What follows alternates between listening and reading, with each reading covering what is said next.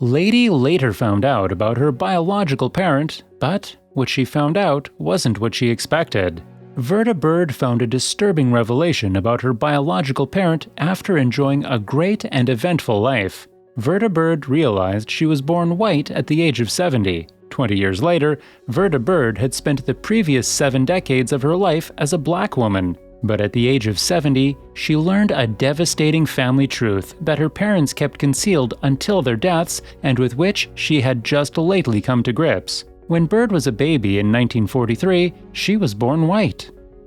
It will be great if you like and share this video. Also, don't forget to subscribe to our YouTube channel and hit the bell icon next to it to get notified when we add new, interesting videos in the future. Now, let's get back to the story. Verda Bird claims that she just found the truth about her birth in 2013 after going on a search for information about her biological parents. According to ABC News, she described the experience as overwhelming. The truth is that you can't just erase 70 years of your life and accept what the papers say on the spot. It's as if you've aged 70 years and morphed into a completely new person in the blink of an eye.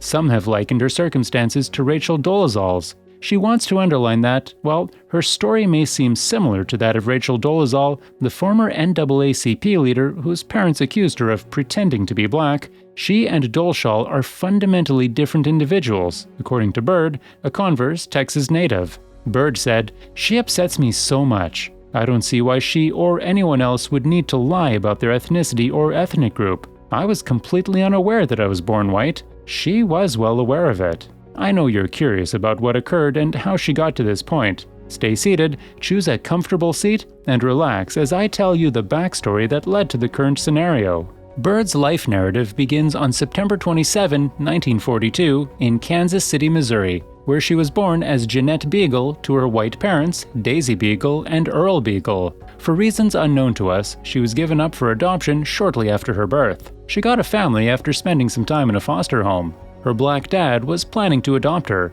Her black parents adopted her without informing her that her original parents were white. According to her, she just found the truth about her birth in 2013 after going on a search for information about her original parents. "It was overwhelming," she said today, according to ABC News. "The fact is that you cannot simply delete 70 years of your life and accept what the papers say on the spot. It's as if 70 years have passed and you've transformed into a different race in the blink of an eye." Bird reported that she was formally adopted by Ray Wagner and Edwina Wagner, a black couple who were unable to produce children of their own. They chose to adopt a child, which turned out to be Bird, after years of deliberation. Bird also reported that following the adoption, her name was changed to Verda Ann Wagner. She then married and changed her surname to Bird to match her new family, since she had curly hair that could be styled similarly to that of a black lady. Strangers believed Bird was derived from her light-skinned mother, according to Bird. She also said that no one asked about her race in her hometown of Newton, Kansas, where she grew up. "Our community was small, and her schools weren't divided, so I went to a white school," she explained. "My family did not suffer any discrimination, aside from my father being paid less than his white peers because my mother and I were lighter-skinned, and there were not many African Americans in Newton." The dynamics of Newton, on the other hand, were considerably different from those in the nearby segregated city of Topeka, where Bird and her family attended church on occasion. She claims that, "I was friends with Linda Brown, who was the daughter of the pastor of the AME church with which I attended the youth group conferences. It was a wonderful friendship. School segregation was declared illegal by the Supreme Court in the landmark case Brown v. Board of Education of Topeka, in which Brown was a participant. I lived the black experience." And she did so much more when, at the age of 21, she moved to St. Paul, Minnesota, to work in a black community where her aunt and uncle lived. At that moment, she began dating African American men, attending African American churches, and participating in African American social groups and church classes. She stated, "I learned about the civil rights marches as well as our country's black history and other such topics. I was aware of Martin Luther King Jr.'s identity and the causes he championed. I was aware of Emmett Till, Malcolm X, the Ku Klux Klan, and other such figures. This was the time period in which I was born and raised." After a while, Bird married a black man in the Air Force, and she traveled with him regularly depending on where he was assigned. She and her husband have been married for more than 36 years and have one kid together, according to her.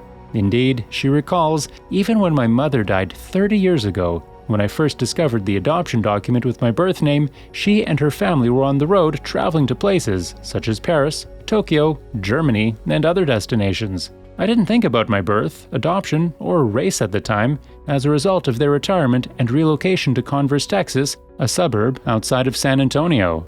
Bird stumbled upon the documents again in 2013. After that, she became curious about her background, her biological parent, and where she came from. She had always known something was different about her. This might have given her the relief she needed. She said, "I thought to myself, now I have the peace of mind to find out who this Jeanette Beagle actually is." Even with the relief she felt, she wanted to know more about herself. So she did what anyone will do to get the information she's seeking. Bird went on to say that she hired a researcher to help her trace her biological ancestors as well as her adoption documentation. After some time, the researcher arrived with a document she had been anticipating for a long time. She stated that she had to read them over and over again for 2 or 3 days. She also found that she had 11 biological siblings, just 4 of whom were still living at the time of her discovery since the experience had been traumatic. According to Bird, she has come to terms with her experience and identity 2 years after the revelation,